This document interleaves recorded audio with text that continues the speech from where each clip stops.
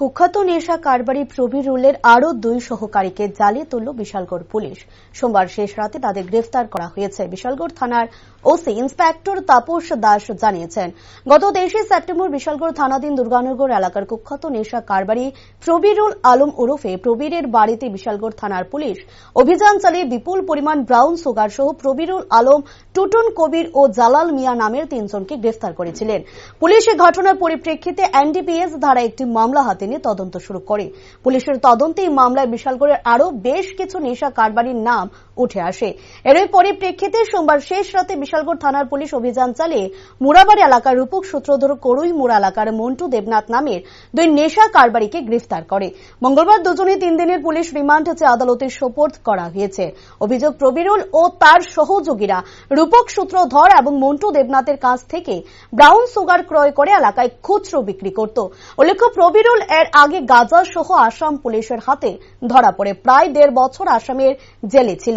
Jail থেকে বাড়ি ফিরে মাত্র 6 মাসের মধ্যেই আবার গ্রেফতার হয়েছে নেশা কারবারি প্রবীরুল।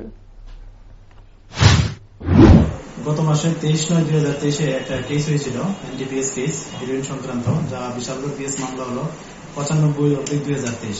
তো ওই কেস কানেকশনে আমরা প্রথম অবস্থা 3 জন অ্যারেস্ট করেছি। তো আরো আজকে যে 2 জন ফরওয়ার্ড করেছে তারাও ওই কেসের সঙ্গে জড়িত আছে। তো ওনাদের কালকে রাত্রে, শেষ রাত্রে প্রায় 3 ঘন্টা ব্যাপী অভিযান চলে আমাদের রেড। আমরা 2 জনকে অ্যারেস্ট করতে পেরেছি। একজনের নাম হলো শ্রী মন্টু দেবনাথ, বাবার নাম গৌরঙ্গ দেবনাথ, বাড়ি পরিমুরা নেয়ার মার্কেট, এবং আরেকজন হলেন রূপক সূত্রধর, বাবার নাম রঞ্জিত সূত্রধর, মুরাবাড়ি মিলন সংঘ ক্লাবের সঙ্গে।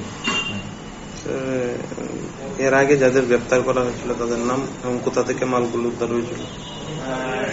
এগুলো তো দুর্গানগর, মানে ওদের বাড়ি। তো এর মধ্যে একজন ছিলেন প্রবীরুল আলম, আরেকজন হল টুটন কবির, আর একজন হল জালাল মিয়া।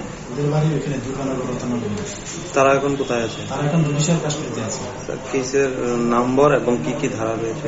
কেসের নম্বরটা হলো আমাদের বিশালগড় পিএস কেস নাম্বার 95/2023 এবং ডেট হলো 23/9/2023। আর এটাতে যে সেকশন লেগেছে 22/25/25/27/27A/29 অফ এনডিপিএস অ্যাক্ট।